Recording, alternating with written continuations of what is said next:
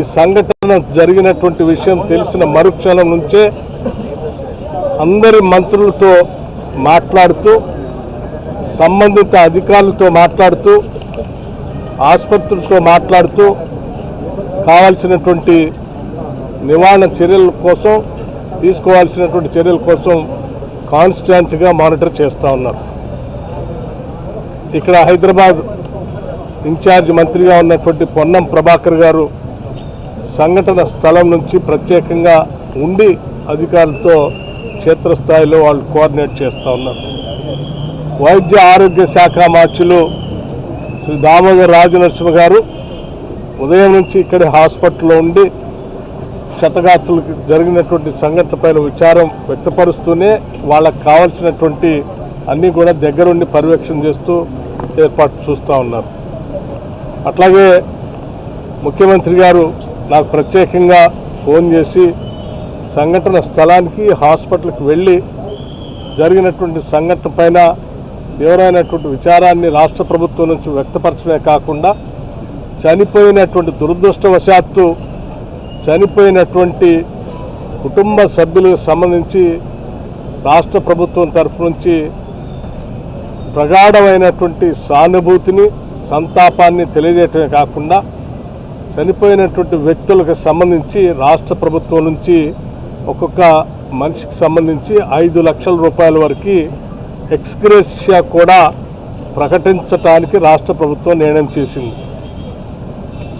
సరే వారి జీవితాలలో తిరిగి తీసుకొని రాలేము, కానీ సాధ్యమైనంత వరకు ఆ కుటుంబానికి ఎంతో కొంత వెసులుబాటు కల్పించడానికి ఈ 5 లక్షల రూపాయల ఎక్స్గ్రేషియా ఒక ఆర్థిక సహాయాన్ని ప్రభుత్వ పరంగా ప్రకటించడం జరిగిందని మీ ద్వారా తెలియజేస్తూ ఉన్నాం. ముఖ్యమంత్రి గారు ప్రత్యేకంగా కేబినెట్ సహచరులందరితో మాట్లాడి 5 లక్షల రూపాయలు ఎక్స్గ్రేషియాని ప్రకటించమని వారు స్పష్టంగా చెప్పినటువంటి సమాచారాన్ని మీ ద్వారా తెలియజేస్తూ ఉన్నాం. అలాగే సంఘటన జరిగిన మరుక్షణం నుంచే అటు ఫైర్ డిపార్ట్మెంట్ వారితో కానీ లేకపోతే ఇతర సిటీ పోలీస్ కమిషనర్ వారితో కానీ మున్సిపాలిటీ వాళ్ళతో కానీ రెవెన్యూ డిపార్ట్మెంట్తో కానీ హెల్త్ డిపార్ట్మెంట్తో కానీ నిత్యం మానిటరింగ్ చేస్తూ ఆ కుటుంబ సభ్యులతో కూడా ఫోన్లో ముఖ్యమంత్రి గారు పర్సనల్గా మాట్లాడటం జరిగింది. మంత్రులంతా దగ్గరుండి ఈ క్షేత్రస్థాయిలో కావాల్సిన ఏర్పాట్లు కూడా చేస్తూ ఉన్నారు. ఈ సంఘటన జరిగినటువంటి బహదూర్పురా తహసీల్ చార్మినార్ ప్రాంతంలో ఉన్నటువంటి గుల్జార్ హౌస్లో సరే అది ఆ ప్రాథమికంగా అందిన సమాచారం ప్రకారం ఎన్ని గంటలకి ఉదయం పూట ఫైర్ యాక్సిడెంట్ లోపల షార్ట్ సర్క్యూట్ వలన జరిగినట్టుగా ప్రాథమిక సమాచారం ప్రకారం భావిస్తూ ఉన్నారు. ఆ బిల్డింగ్లో పడుకున్నటువంటి వాళ్ళు ఆ షార్ట్ సర్క్యూట్ వల్ల రేగినటువంటి మంటలతోనో పొగతోనో వాళ్ళు మరణించినట్టుగా ప్రాథమిక సమాచారం ద్వారా సంబంధిత అధికారులు ఇచ్చినటువంటి సమాచారం తెలియజేస్తూ ఉన్నారు. ఈ ఫైర్ డిపార్ట్మెంట్కి ఉదయం పూట ఆ పరిసర ప్రాంతం నుంచి అనానిమస్ కాల్ ఒకటి 6:16 సమాచారం అందిస్తే 6:17 అక్కడ నుంచి ఫైర్ ఇంజిన్ ఇమ్మీడియట్గా మొగల్పురా ఫైర్ ఇంజిన్ 6:15 బయలుదేరి 6:20 ఆ ప్రాంతాన్ని చేరుకొని రెస్క్యూ ఆపరేషన్ మొదలుపెట్టడం జరిగింది. దీంట్లో దాదాపు 11 ఫైర్ ఇంజిన్లు వాడటం, అట్లాగే ఒక రోబోని కూడా డిపార్ట్మెంట్ పరంగా వాడారు.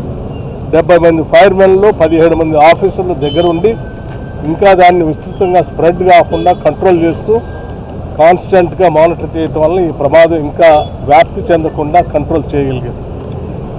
ఈ డిపార్ట్మెంట్లన్నీ కోఆర్డినేషన్తో ఈ కార్యక్రమాన్ని చేస్తూ ఈ ప్రమాదాన్ని పరిమితానికి ముందుకు పోకుండా ఆఫ్ చేసేటువంటి కార్యక్రమంలో భాగంగా ఒక డిఎఫ్ఓ కూడా ఆ సంఘటనలో లోపలికి వెళ్ళి ఇంజ్యూర్ అయ్యి ఈరోజు స్మోక్తో అతను కూడా హాస్పిటలైజ్ అయి ఉన్నారు. వారికి కూడా ఆక్సిజన్ పెట్టి ట్రీట్మెంట్ చేస్తూ ఉన్నారు. ఏది ఏమైనప్పటికీ జరిగినటువంటి సంఘటన పట్ల రాష్ట్ర ప్రభుత్వం మానవత్వం ఉన్నటువంటి అందరం కూడా ఈరోజు బాధిస్తున్నాం, శోకిస్తూ ఉన్నాం.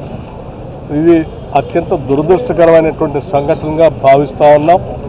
తదుపరి ఈ కార్యక్రమాలన్నీ అయిన తర్వాత సంపూర్ణంగా విచారణ జరిపించి తీసుకోవాల్సినటువంటి నిర్ణయాలన్నీ చేస్తాం. రాష్ట్ర ప్రభుత్వం మాత్రం ప్రజలకు ఎప్పుడూ అన్ని శాఖల పరంగా అండగా ఉంటుందని ఈ సందర్భంగా తెలియజేస్తూ ముగిస్తాం. చాలా బాధతో